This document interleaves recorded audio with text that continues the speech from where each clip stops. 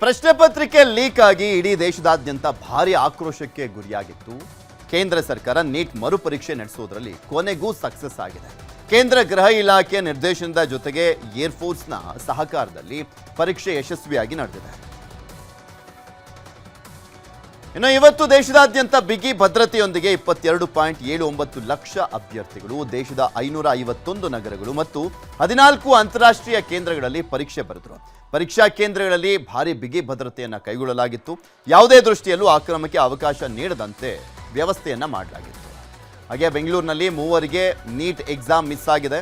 RC college ಪರೀಕ್ಷಾ ಕೇಂದ್ರಕ್ಕೆ ಮಾಗಡಿ ಮೂಲದ ವಿದ್ಯಾರ್ಥಿನಿ ತಡವಾಗಿ ಬಂದಿದ್ದಾರೆ. ಈ ವೇಳೆ ಗೇಟ್ ಓಪನ್ ಮಾಡದ ಕಾರಣ ಗೇಟ್ ಹಾರಿ ಹೋಗಲಿಕ್ಕೆ ಯತ್ನವನ್ನು ಮಾಡಿದ್ದಾರೆ. ಅಲ್ಲದೆ ಕಣ್ಣೀರಿಟ್ಟಿದ್ದಾರೆ. ಆದರೂ ಅವಕಾಶ ಸಿಗದಿದ್ದಕ್ಕೆ ಪರೀಕ್ಷಾ ಕೇಂದ್ರಕ್ಕೆ ಸಿಬ್ಬಂದಿ ವಿರುದ್ಧ ಪೋಷಕರು ಕಿರುಚಾಡಿದ್ದಾರೆ.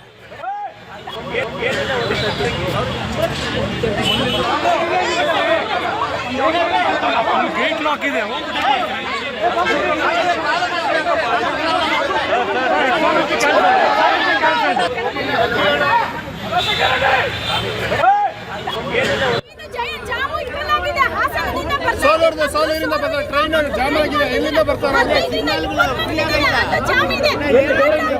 ಸೋಲೂರು ಬಳಿಯಲ್ಲಿ ಟ್ರೈನ್ ಕೆಟ್ಟು ನಿಂತಿದೆ. ಮಕ್ಕಳು ಎಕ್ಸಾಮಿಗೆ ಬರಬೇಕಾಗಿರೋ ನೆಲಮಂಗಲ ಹೆಂಗ್ ಬರ್ತಾರೆ? ಅವರ ಸಾರಿಗೆ ವ್ಯವಸ್ಥೆನ ಸರಿ ಮಾಡಕ್ಕಾಗಿಲ್ಲ. 5 minutes ಲೇಟ್ ಆದ್ರೆ ಮಕ್ಕಳಿಗೆ ಶಿಕ್ಷೆ ಕೊಡ್ತೀರಾ? ಒಂದು ತಿಂಗಳು ಮುಂಚೆ ಇದು ಟೈಮ್ ಕೊಟ್ಟಿದಾರಲ್ಲ, ನೀಟ್ ಎಕ್ಸಾಮ್ ನ ಹೇಗೆ ಪರ್ಮಿಷನ್ ಕೊಡ್ತಾರೆ?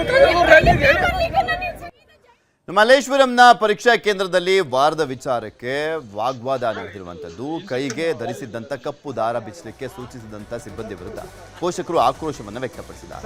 ಬೆಲ್ಟ್ ಹಾಕಿ ಬಂದಂಥ ವಿದ್ಯಾರ್ಥಿಯನ್ನ ಸಿಬ್ಬಂದಿ ವಾಪಸ್ ಕಳಿಸಿದ್ರು. ಮತ್ತೊಂದು ಕಡೆ ಜ್ಯುವೆಲರಿ ಧರಿಸಿ ಬಂದಂಥ ವಿದ್ಯಾರ್ಥಿನಿಯನ್ನ ಕೂಡ ವಾಪಸ್ ಕಳಿಸಲಾಯಿತು. ಕರೆಕ್ಟಾಗಿ ಸಿಗ್ಬೇಕು ನಮಗೆ.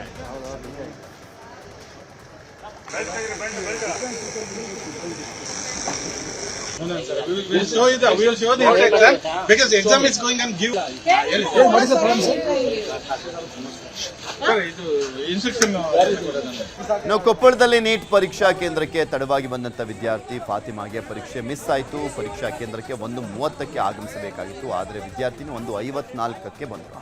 ಹೀಗಾಗಿ ಅವಕಾಶವನ್ನು ನಿರಾಕರಿಸಲಾಯಿತು. ಹೀಗಾಗಿ ನಿರಾಸೆಯಿಂದ ವಿದ್ಯಾರ್ಥಿನಿ ವಾಪಸ್ ಹೋದರು.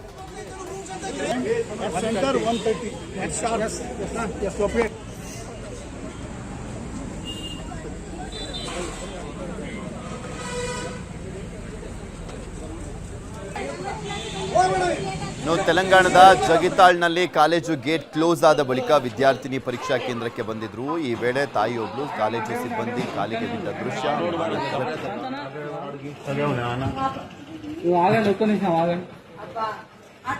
ఆగండమ్మా మొత్తం మాట్లాడినాక నేను చెప్తాను. ఆగండి, తొందర పడకండి. అక్కడనే ఆగండి.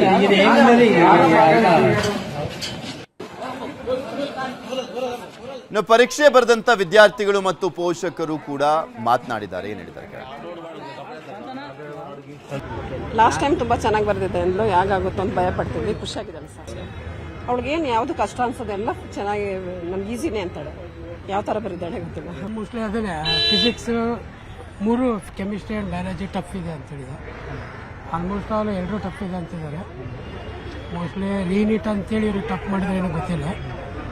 ನೋಡಬೇಕು, ಕಟ್ ಆಫ್ ಏನು ಬರುತ್ತೆ ಅದ್ರ ಮೇಲೆ ಡಿಪೆಂಡ್ ಆಗುತ್ತೆ. ಈಸಿ ಇತ್ತು. ಫಸ್ಟ್ ಎಕ್ಸಾಮ್ ಅಲ್ಲಿ ಫಿಸಿಕ್ಸ್ ಈಸಿ ಇತ್ತು, ಬಟ್ ಇಲ್ಲಿ ಬಯೋ ಈಸಿ ಇತ್ತು. ಈ ಪೇಪರ್ ಟಫ್ ಆಗಿತ್ತು ಈ ಸತಿ. ಪೇಪರ್ ಏನು ಈಸಿ ಇರಲಿಲ್ಲ. ಪೇಪರ್ ಕಷ್ಟ ಆಯಿತು. ಫಿಸಿಕ್ಸ್ ಕೂಡ ತುಂಬ ಟೈಮ್ ತಗೊಂತು. ಕೆಮಿಸ್ಟ್ರಿನೂ ಸ್ವಲ್ಪ ಟೈಮ್ ಕನ್ಸ್ಯೂಮಿಂಗ್ ಇತ್ತು. ಬಯೋ ಸ್ವಲ್ಪ ಟ್ರಿಕ್ಕಿ ಇತ್ತು. ಲಾಸ್ಟ್ ಟೈಮ್ಗಿಂತ ತುಂಬ ಕಷ್ಟ ಆಯಿತು. ಪೇಪರ್ ಕಷ್ಟ ಇತ್ತು ಈ ಸತಿ. ಸ್ವಲ್ಪ ಲೆಂತಿ ಇತ್ತು ಹೇಳ್ಬೋದು. ಫಿಸಿಕ್ಸ್ ತುಂಬ ಕ್ಯಾಲ್ಕುಲೇಟಿವ್ ಇತ್ತು. ಕೆಮಿಸ್ಟ್ರಿ ನೋಡಿದ್ರೆ ಮಾಡ್ಬೋದು, ಬಟ್ ಎಕ್ಸೆಪ್ಟ್ 5-6 ಕ್ವೆಶನ್ ಸ್ವಲ್ಪ ಕಷ್ಟ ಇತ್ತು. Biology very easy. ಪೇಪರ್ ಸ್ವಲ್ಪ ಲೆಂತಿ ಇತ್ತು. Bio it was easy only. Like chemistry, physics was lengthy. Chemistry was easy ಇತ್ತು ಸರ್. ಚೆನ್ನಾಗೇ ಮಾಡಿದ್ವಿ, ಬಟ್ ಲಾಸ್ಟ್ ಟೈಮ್ ಇನ್ನೂ ಚೆನ್ನಾಗಿತ್ತು. ಸೊ ಗೌರ್ಮೆಂಟ್ ಒಂದು ಸ್ವಲ್ಪ ಎಕ್ಸಾಮ್ಸ್ ಎಲ್ಲ ಕಂಡಕ್ಟ್ ಮಾಡೋದನ್ನ ಸ್ಟಾಪ್ ಮಾಡಿದ್ರೆ ಚೆನ್ನಾಗಿತ್ತು. ಇವತ್ತು ಇಡೀ ವಿಶ್ವ 12ನೇ ಯೋಗ ದಿನಾಚರಣೆಗೆ ಸಾಕ್ಷಿಯಾಗಿತ್ತು. ಭಾರತ ಮಾತ್ರ ಅಲ್ಲ, ವಿಶ್ವದ ಮೂಲೆ ಮೂಲೆಗಳಲ್ಲಿ ಯೋಗ ದಿನವನ್ನ ಆಚರಣೆ ಮಾಡಲಾಯಿತು. ಪ್ರಧಾನಿ ನರೇಂದ್ರ ಮೋದಿ ಕೋಲ್ಕತ್ತಾದ ಐತಿಹಾಸಿಕ ರೆಡ್ ರೋಡ್ನಲ್ಲಿ 12ನೇ ಅಂತಾರಾಷ್ಟ್ರೀಯ ಯೋಗ ದಿನದ ಅಂಗವಾಗಿ 30,000 ಜನರೊಂದಿಗೆ ಯೋಗಾಭ್ಯಾಸವನ್ನು ಮಾಡಿದರು. ಹಿಮಾಲಯದಿಂದ ಹಿಂದೂ ಮಹಾಸಾಗರದವರೆಗೂ, ಪೂರ್ವದಿಂದ ಪಶ್ಚಿಮದವರೆಗೂ ಇಡೀ ದೇಶ ಯೋಗದ ಶಕ್ತಿಯಿಂದ ಚೈತನ್ಯ ಭರಿತವಾಗಿದೆ ಅಂತ ಪ್ರಧಾನಿ ಮೋದಿ ಹೇಳಿದರು. दोनों हाथों को दोनों पैरों के पंजे के पास रखने का प्रयास। এই অনুশীলনের সময় চোখ দুটো খোলা থাকবে और धीरे धीरे श्वास छोड़ते हुए सिर, गर्दन और छाती को सामान्य स्थिति में लेके आइए। पुनः दोनों हाथों को मोड़ते हुए दाएं हथेलियों को बाएं हथेलियों पर स्थापित। ಬೆಂಗಳೂರಿನ ವಿಧಾನಸೌಧ ಮುಂಭಾಗ ಅಂತಾರಾಷ್ಟ್ರೀಯ ಯೋಗ ದಿನವನ್ನು ಆಚರಣೆ ಮಾಡಲಾಯಿತು. ವಿಧಾನಸೌಧದ ಮೆಟ್ಟಿಲುಗಳ ಮೇಲೆ ಮಿರಾಕಲ್ ಆಪ್ ಮೂಲಕ ಕನ್ನಡದಲ್ಲಿ 12ನೇ ಅಂತಾರಾಷ್ಟ್ರೀಯ ಯೋಗ ದಿನ ಅಂತ ಬರೆಯಲಾಗಿದೆ.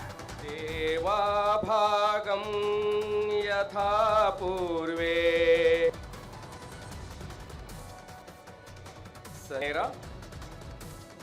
ಉಸಿರು ಬಿಡುತ್ತಾ ಕತ್ತು. ಬೆಂಗಳೂರಿನ ಸದ್ಗುರು ಸನ್ನಿಧಿಯಲ್ಲಿ ಯೋಗ ದಿನಾಚರಣೆಯನ್ನು ಮಾಡಲಾಯಿತು. ಯೋಗಾಸನದಲ್ಲಿ 5,000ಕ್ಕೂ ಹೆಚ್ಚು ಜನ ಭಾಗಿಯಾದರು. ಬಿಎಸ್ಎಫ್ ಯೋಧರು ಸೇರಿದಂತೆ ಹಲವರು ಯೋಗವನ್ನ ಮಾಡಿದ್ದು ಮಿರಾಕಲ್ ಆಪ್ ಮೂಲಕ ಯೋಗದ ಅನುಕೂಲಗಳ ವಿವರಣೆಯನ್ನ ಮಾಡಿದರು.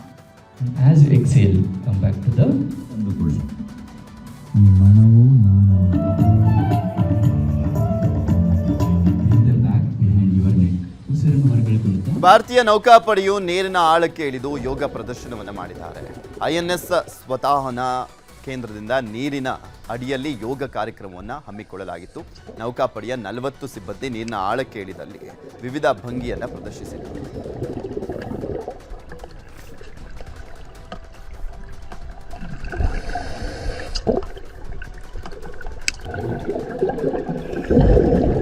ಹನ್ನೆರಡನೇ ವರ್ಷದ ಅಂತಾರಾಷ್ಟ್ರೀಯ ಯೋಗ ದಿನದ ಪ್ರಯುಕ್ತ ಇಂಡೋ ಟಿಬೆಟಿಯನ್ ಬಾರ್ಡರ್ ಪೊಲೀಸ್ ಪಡೆ ಪ್ಯಾಂಗಾಂಗೋ ಸರೋವರದಲ್ಲಿ ತಟದಲ್ಲಿ ಯೋಗವನ್ನು ಮಾಡಿದ್ದಾರೆ.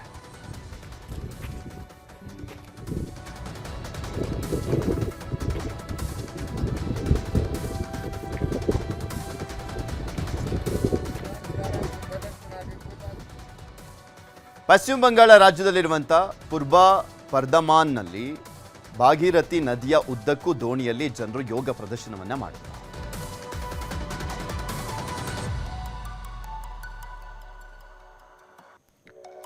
ಹನ್ನೆರಡನೇ ವರ್ಷದ ಅಂತಾರಾಷ್ಟ್ರೀಯ ಯೋಗ ದಿನವನ್ನ ಪುಲ್ವಾಮಾದಲ್ಲಿ ಆಚರಿಸಲಾಯಿತು.